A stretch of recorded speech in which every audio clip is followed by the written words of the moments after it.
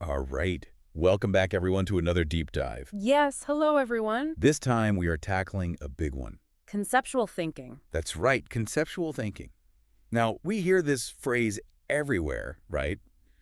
But what is it really? And And why should we? yeah, why should we care? Yeah. And most importantly, can we actually use it to, improve our lives? I think so. Well, today we're going to dig into some fascinating excerpts from the book. Conceptual thinking, understanding complex ideas. Yes, exactly. That's the one. And we're going to see if we can answer those questions. Right on. So the book starts out right off the bat with a definition. Of course, a definition. It says, and I quote, "Conceptual thinking is the ability to understand complex ideas and relationships between ideas." Interesting. It's a mouthful, right? It is. But when you really break it down, Break it down. it's all about, It's about going deeper. going beyond the surface of things Beyond the surface. and looking for those hidden connections. The why behind the what. Yes, Yeah. exactly. Like if you... The underlying patterns and principles. Yes. Have you ever met someone who can just walk into a room Oh, yeah.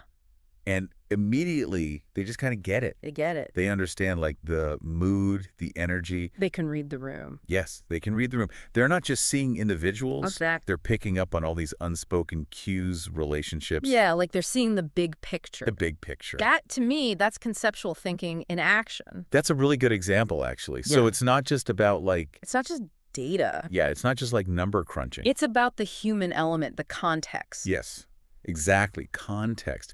So the book lists a bunch of, benefits of conceptual thinking, which we could spend hours on. But I think let's pick one that's really going to resonate with our listeners. Right. And that is developing solutions. Solutions. Because we all have problems, right? We do, yeah. But, anyone can just kind of slap a Band-Aid on something. Band-Aid solutions. Right. But a conceptual thinker, they're not going to do that. They're going to dig deeper. Much deeper. They're going to figure out why something is broken before they even try to fix it. Absolutely. Identify the core problem. Yes, exactly. So can you give us an example, something that our listeners, are probably dealing with? Yeah, sure.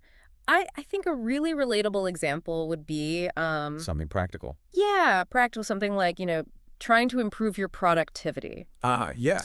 We all want to be more productive. We do. So a non-conceptual thinker, what would they do? They might just, I don't know, download the latest time management app. Oh, yeah. Or buy another planner. Another planner. Right. But a conceptual thinker would take a step back. You can step back. And they'd ask themselves a really crucial question. What's that? What's actually draining my time and energy? Ooh, that's a good one. Right. Are they constantly checking emails? Oh, yeah. Getting pulled into unnecessary meetings? It could be that. Or maybe they just lack clear priorities. It could be all of those. Right. It could be all of those things. And once you actually identify the root cause, then the solution becomes much clearer. It does. It's not about just, applying a surface level fix. It's about really understanding. It's about getting to the core of the issue. You're not just treating the symptom. You're going for the source. You're going for the source. I like that. Right. But how do you actually train your brain to think this way? So is this something... Well, it's not like flipping a switch, right? It's a process. Okay. But one technique that the book highlights is the use of analogies. Oh, analogies. Analogies. Do you remember the Lego example? Yeah, the Lego example. Right. Where, each brick is a piece of information. Exactly. Each brick represents a piece of information. Okay. And your mind. Our minds. Our minds are the builders. Are the builders. Yeah. So, if you're grappling with a complex problem, try visualizing it as something tangible. Oh, I see. Ask yourself... What if this problem? Yeah, what would this issue look like if it were a building? Oh, interesting. A machine, a recipe. A recipe, yeah. By shifting your perspective like that, Yeah. you can often unlock new insights. It's a different way of looking at it. It is. Okay, that's a pretty neat trick. Makes the abstract a little more... More concrete. Concrete, yeah, I like that. But let's get really practical here, okay? All right, let's do it. Let's say you're a listener. You're listening to this. Yeah. And you're feeling stuck. Oh, yeah. You're feeling stuck in your career. You don't really know what the next move is. A common problem. A very common problem. How could you use conceptual thinking In that situation. to navigate that? I think, first of all, you got to ditch The what? what job should I get mindset. Okay, ditch that. Ditch it. Instead, reframe it as a puzzle. Okay. A puzzle. I like that. And start asking yourself some deeper questions. Okay, what kind of questions? Like, what are your core values? Mm, What kind of work genuinely energizes you? energizes me. Yeah. And what skills do you have that are maybe being underutilized? Underutilized, yeah. You see, you're not just browsing job Not boards. just browsing. You're doing some serious introspection first. You go in deep. Going deep. And then That's and then comes the connecting the phase. connecting phase. Right.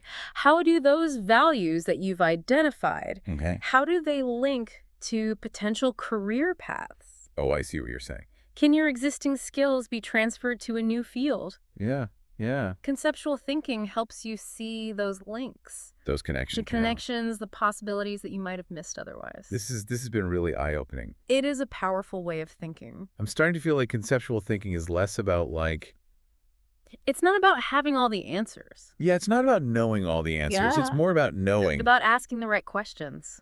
asking the right questions. Exactly. And, the more you practice this, The more you practice, the better you get at spotting patterns, connecting the dots, connecting the dots. and ultimately making smarter choices. Smarter choices. It's a skill that applies to everything, Everything. from your personal life Oh, wow. to global issues. So, to our listeners out there, Yes, here's a challenge for you. a challenge. Pick one area of your life Just one. that feels complicated Complicated. right now. It could be, I don't know, It could be anything. a relationship, Your relationship. a project at work, Yeah. anything that feels really like, oh, this is just so Overwhelming. overwhelming. Yeah. Naughty. Naughty. Okay, and then what?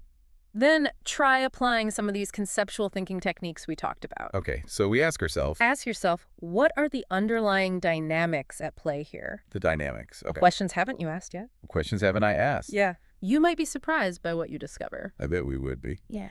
Well, that's all the time we have for today. Thanks for joining us. But keep those questions in mind. Keep thinking conceptually. And we'll see you next time See you next time. for another deep dive. Bye, everyone. Bye.